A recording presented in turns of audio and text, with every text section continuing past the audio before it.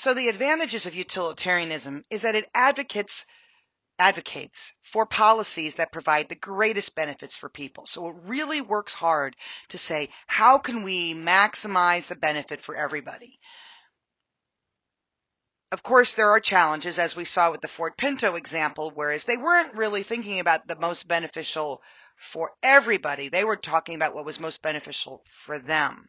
So theoretically, it should argue the greatest benefits for everyone involved, but in fact, the way it has been misinterpreted or violated is that it says the greatest benefits for the company itself. And that becomes a focus of self-interest and not really about how we are ensuring that we don't do any harm.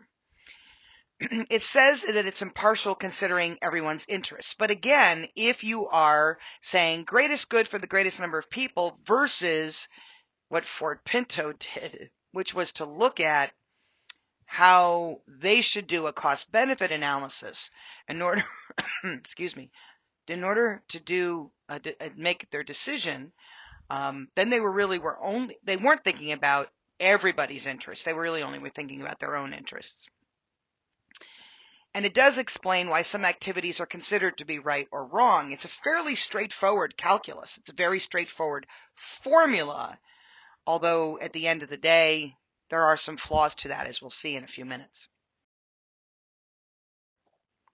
In order for us to adequately and carefully and accurately weigh the difference between costs and benefits, we have to be able to measure it. And so there are some problems with measurement because, let's start at the top.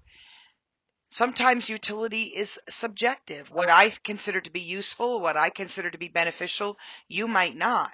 So even though it might be beneficial to many people, it is not uniformly beneficial to all people.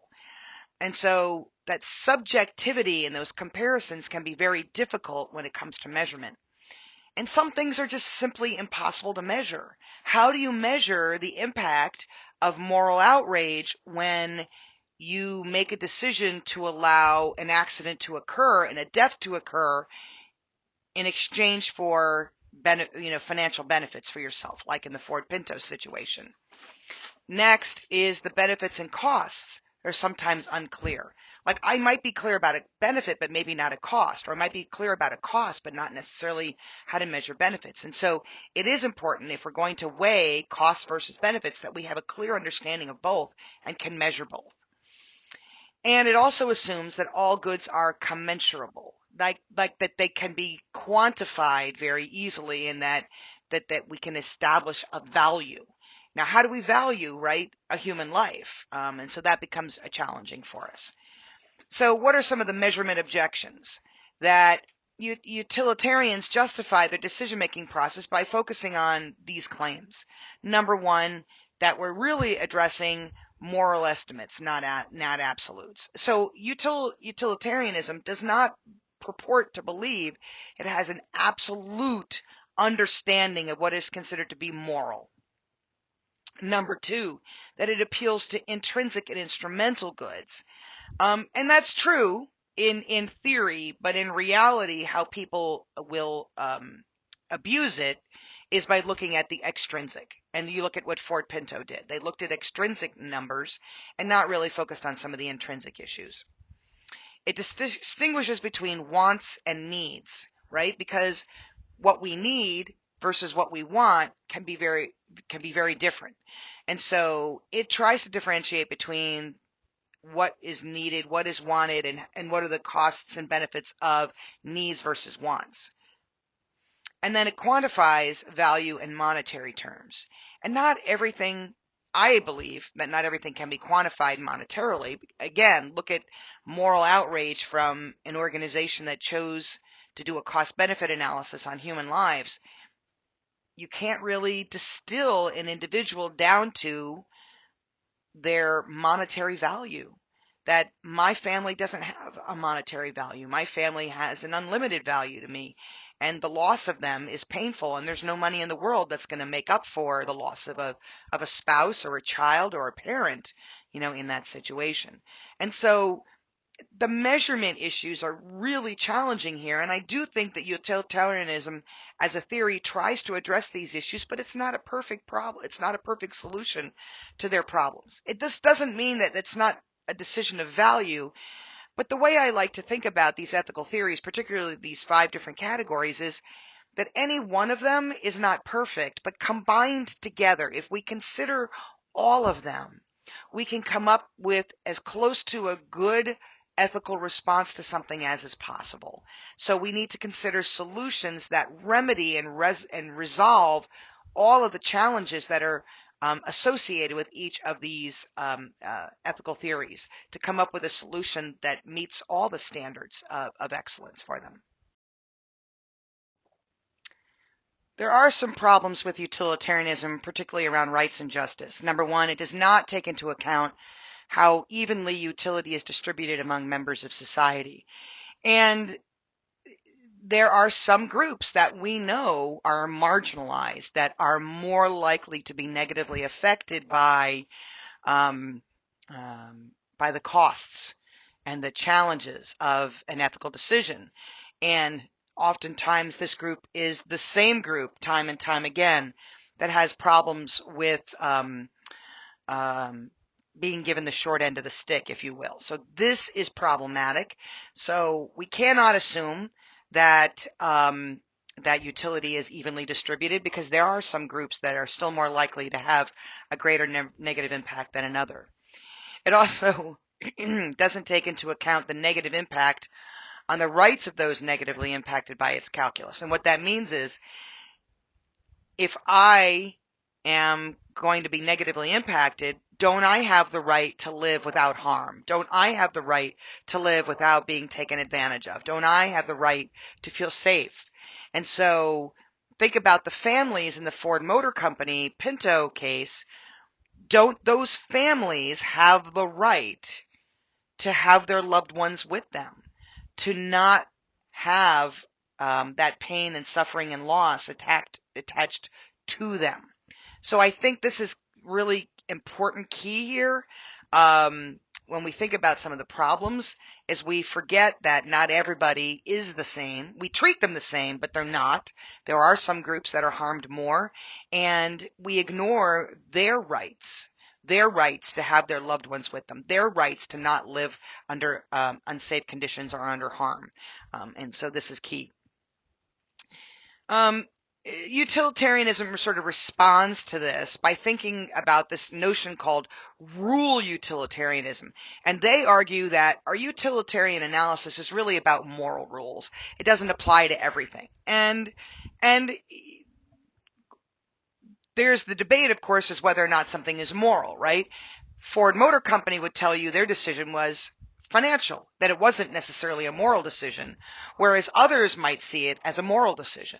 You know, do you take care of the safety protocol that you need to do for $5, or do you just let people die? And for us, it's a moral issue. For others, it may not be. So the question is, of course, you know, how do we define what are the moral rules? That goes back to the stuff we talked about in Chapter 1. And how we frame something, you know, is really important when we're thinking about the notion of what is a moral rule or what is not. So they also argue that the correctness of a rule is determined by the total utility produced being greater than it would otherwise be. And this I can buy into, right? The notion that we want the greatest good no matter what. And so our goal is to make sure we maximize the goodness. Now, of course, the challenge is we don't always maximize it, and maybe we can't maximize it because we can't always know all the circumstances. But sometimes even when we do know all the circumstances, we're always not willing to maximize the good. We're willing to do a trade-off that could harm people, which can be problematic. And it also assumes that everyone follows the rule. And again, that's not true. Not everybody follows the rules of engagement. Not everybody follows what they should or shouldn't be doing. Oftentimes, people choose not to engage in certain behaviors because they don't want to follow those rules. So we have to find a way to make sure everybody has the same assumptions, is willing to follow the same rules in order to be able to make utilitarianism and rule utilitarianism work. And that's the challenge that we have with this one. So let's shift our focus to the rights and duties, which is called universalism. Universalism was developed by Immanuel Kant with the belief that there was a universal right way that we were supposed to behave that encompassed our rights and duties to other people, regardless of who they are, what their status was. And it believes that we have certain rights or entitlements in the way that we should expect to be treated, in the way that we are supposed to treat others.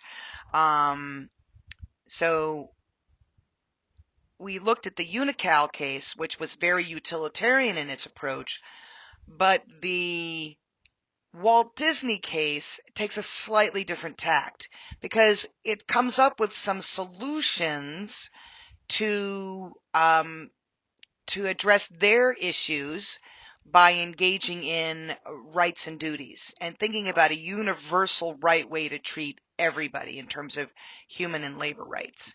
And so we can see a contrast in the way Unical was handled or how they made their decisions versus how Disney made their decisions. But the fundamental bottom line is we have a duty or an obligation to treat people uniformly, kindly, with the right way to behave. Of course, the challenge is what's right for me is not always right for you. But those are some of the obviously some of the bigger problems that we have with this theory. In principle, it makes sense, just like utilitarian. In principle, it makes sound sense, but there are flaws to every ethical theory that we have access to and we potentially utilize to make decisions.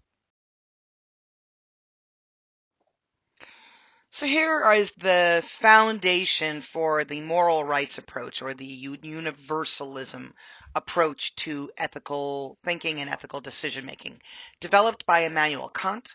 Kant's categorical imperative argues the following. Number one, that the categorical imperative requires that people be treated equally. You are no better than me. We should treat everybody in a fair way, equally. And that if I'm going to treat you one way, I have to do the same thing to other people. And it's a reciprocity situation, right? If I'm going to treat you that way, I'm going to expect you're going to treat me the same way as well. But this requirement really allows people to claim that equal treatment is their fundamental right. The categorical imperative also commands respect for everybody's freedom and rationality, that I am obligated to treat everybody equally, and that as long as I don't interfere with your freedom or ability to navigate the world on your own. It also commands consent from free and rational beings, meaning we all have to consent and agree to this. Lastly, it commands that we contribute to each other's ability to pursue freely and rationally chosen ends, which means I get to choose my way of being as long as I do it consistently and I treat people with dignity and treat people with fairness. My duty is to treat people with fairness. That's the goal. Again, there are all sorts of issues and concerns with Immanuel Kant. There isn't a universal one way to be. Even if we look at the notion of murder, is murder, which is the act of intentionally killing somebody else, is that a universal wrong? And I would argue no, because there are circumstances, there are rules that are exceptions to the rules. And that's the challenge with moral rights and universalism, that we start to challenge some of the assumptions. We start to develop exceptions to the rule. Well, killing is wrong except in war. And killing is wrong except when it's self-defense. And killing is wrong except when you're harming my child. So I'm protecting my child. So we can see how these moral rights, they sound really good in principle, but they start to fall apart when we recognize that not every principle is fully well-rounded and has no exceptions. There are all sorts of exceptions to the way that we treat people. And then once we start going down that path, we recognize that maybe there isn't one universal way to be. But as a rule of thumb, how you treat me is how I treat you. That's part of those moral rights, that I'm going to treat you fairly, kindly, consistently, and you're going to do the same for me fairly, kindly, and consistently. And if we do that, that hopes to move people forward in terms of goodwill and good moral thinking and good moral impact on people. But we can't depend on other people to do that. In fact, independent actors won't do that. They will only look out for their own self-interest. And because there are people that violate those norms, that violate those rules, we can't, as a rule, look at the moral imperatives, the categorical imperative of being, everybody, has the respect for their own freedom and rationality, and they should expect to be treated with dignity. That's not going to work when some people aren't playing by the rules. So there's one part of this, the libertarian objection, is that the right to freedom requires private property, freedom of contract, free markets, and the elimination of taxes to pay for social welfare programs. So true, pure libertarianism doesn't believe in contracts. It doesn't believe in private property. It actually believes in collective property, that I have the right to your property, you have the right to mine, that nobody owns anything, that there's a free market, we're free to exchange as we want to, and that we shouldn't have to pay taxes. And I disagree with libertarianism. I know that it sounds really attractive, but in its truest sense of the word, libertarianism is not really getting at what we need in a communal society, because it assumes that people can function as rugged individuals without any support from other people, and that's just not how society works. It's not how it's ever worked. We need each other. We need support and to be able to support each other, and the argument is, of course, we need to have a level playing field. Everybody has to have the ability to compete at the same capacity, and libertarianism assumes that everybody is on a level playing field and everybody can compete, and that just is not how it works.